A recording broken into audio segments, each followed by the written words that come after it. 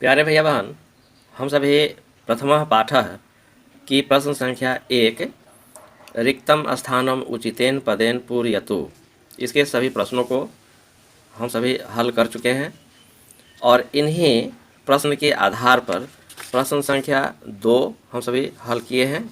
इसमें वाक्य बनाने थे, तो मुझे विश्वास है कि आप सभी वाक्य बना लिए होंगे। आज प्रश्न संख्या 1 में जो हम सभी सीखे हैं, इसी की सहायता से प्रश्न संख्या 3 हम सभी हल करेंगे। प्रश्न संख्या 3 अपनी कॉपी में कैसे लिखना है वह मैं लिख करके भी बतला रहा हूँ। तो यहाँ तारीख लिख देना है, फिर यहाँ पर प्रश्न संख्या 3 लिखना है। लिखा हुआ है रिक्त स्थानम योग्येन पदेन पूरयतु, तो इसको अपनी कॉपी में भी लिखना है। रिक्त, जैसा मैं लिख रहा हूँ वैसा ही लिखना है। स्थानम, दोनों लाइन सटा करके, योग्येन, योग्येन, आप देख रहे हैं दोनों लाइन सटा करके मैं लिख रहा हूँ। पदेन पूरयतु, तो पूरयतु, फिर ये चिन्ह दिया हुआ है, आप भी दे दीजिए डैश। क में है सह, फिर यहाँ है डैश पठति, यहाँ पत्रिका लिखा हुआ है। तो आप जानते हैं पत्रिका लिखा हुआ है तो ये आकारांत शब्द है। तो आकारांत शब्द से हम सभी उचित पद क्या बनाए थे?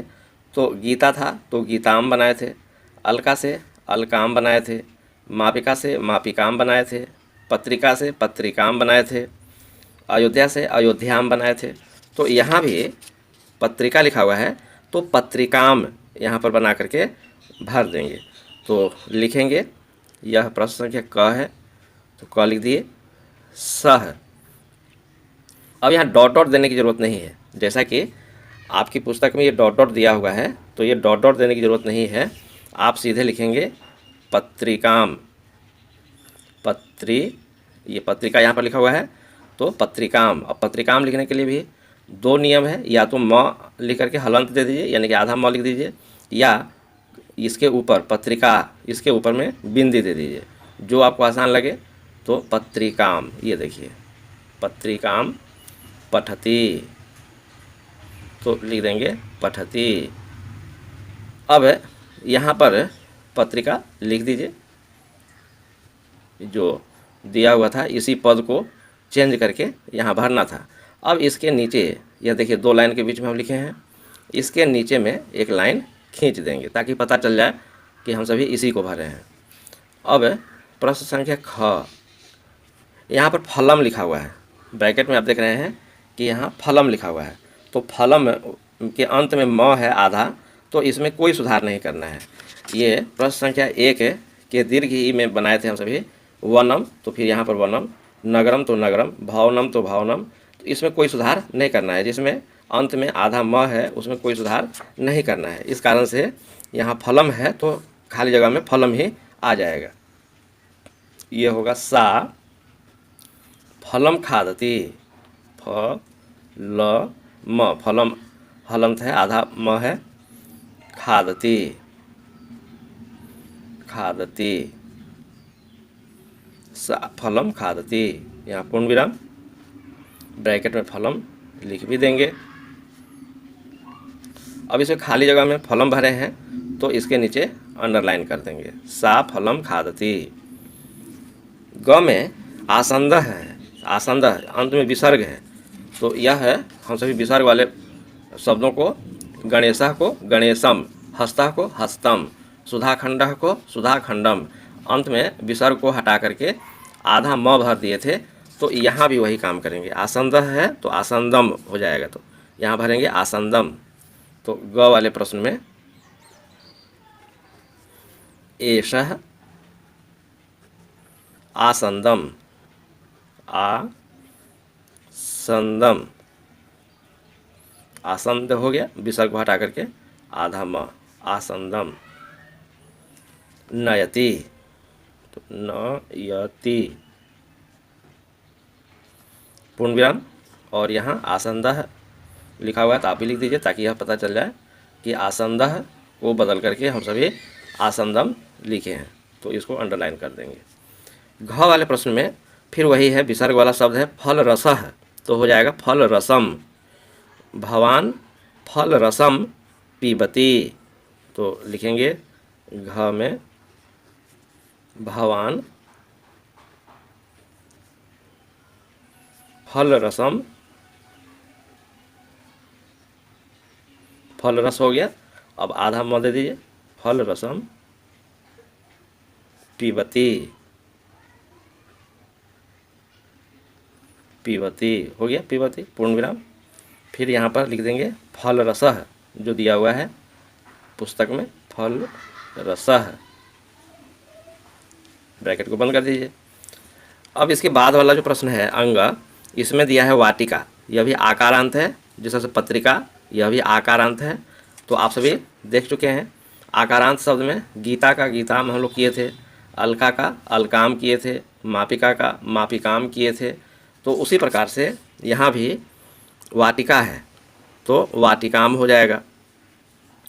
तो अंग में हम सभी लिखेंगे भवती, भवती उसका से क्या लिख देंगे, वाटिकाम गच्छति, वाटिकाम गच्छति, यहाँ पर गच्छति पूर्ण विराम।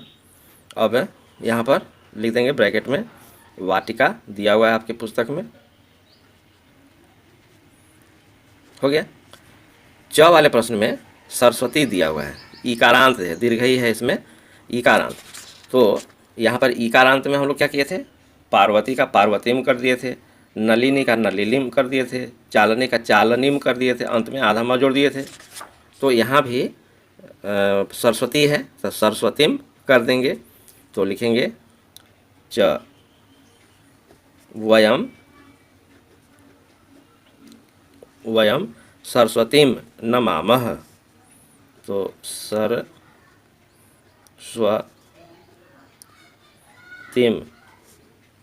सरस्वतीम नमामः। अब यहाँ ब्रैकेट में सरस्वती लिखा हुआ है तो हम भी लिख देंगे सरस्वती। उच्चारण का विशेष ध्यान रखना है, मात्रा का भी ध्यान रखना है, हर्षई है तो हर्षई, दीर्घ है तो दीर्घ ही लिखना है। उसी तरह से छ में चित्रम लिखा है तो अंत में म है तो इसमें कोई सुधार नहीं करना है, चित्रम है तो यहाँ पर खाली जगह में चित्रम ही लिख देना है। ते चित्रम पश्यन्ति, ते चित्रम पश्यन्ति, ते चित्रम पश्यन्ति पूर्ण विराम।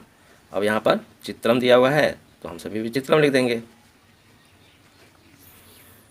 अब ज में यहाँ पर श्लोक है, यहाँ पर अंत में विसर्ग वाला है तो जिसमें विसर्ग आता है उसमें विसर्ग को हटा करके आधा म जोड़ते हैं। तो श्लोक है तो श्लोकम, अहम श्लोकम लिखामि, तो यहाँ लिख देंगे अहम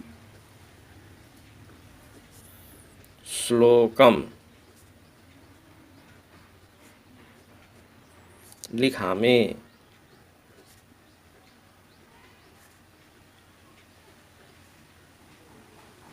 पूर्ण विराम। और यहाँ पर ब्रैकेट में लिखा हुआ है श्लोकः तो हम भी लिख देंगे श्लोकः, यह भी बन गया।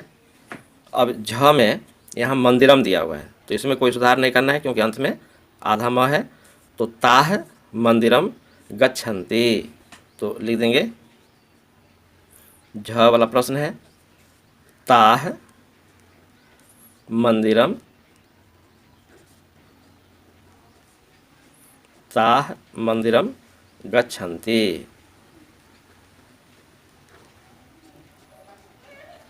अब यहाँ पर ब्रैकेट में मंदिरम लिखा हुआ है तो हम भी लिख देंगे मंदिरम। और अंतिम प्रश्न है, इसमें भी गीतम लिखा हुआ है तो गीतम अंत में आधा म है तो इसमें भी कोई सुधार नहीं करना है।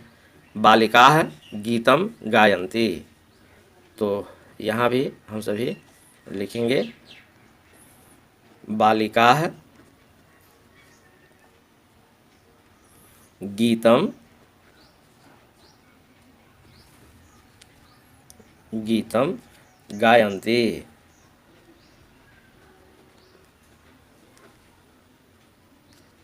यहाँ लिख देंगे गीतम। इस प्रकार से प्रश्न संख्या 3 के सभी प्रश्नों को हम सभी सॉल्व कर लिए। तो यहाँ पर समाप्त हो गया यह चैप्टर। तो अंत में क्रॉस का चिन्ह दे देंगे। आप देख रहे हैं कि जो भरना था, खाली जगह था, वहाँ हम डॉट डॉट नहीं दिए हैं, बल्कि जो भरना था उसमें सुधार करके उसको भर दिए हैं और उसको अंडरलाइन कर दिए हैं। नीचे में अंडरलाइन, यहाँ पर पत्रिकाम अंडरलाइन कर दिए, फलम अंडरलाइन कर दिए, आसंदम अंडरलाइन कर दिए। यहाँ पर भरे हैं फल रसम, तो इसको अंडरलाइन कर देंगे। यहाँ पर वाटिकाम भरे हैं तो इसको भी अंडरलाइन कर देंगे। सरस्वतीम भरे हैं तो इसको भी अंडरलाइन कर देंगे। चित्रम को अंडरलाइन कर देंगे। यहाँ श्लोकम को कर देंगे। यहाँ मंदिरम को कर देंगे। फिर यहाँ गीतम को कर देंगे। डॉट डॉट जो दिया हुआ है आपके बुक में, ऐसा नहीं देना है। बहुत सारे भैया अपन डॉट डॉट दे देते हैं और तब भरते हैं, ऐसा नहीं करना है।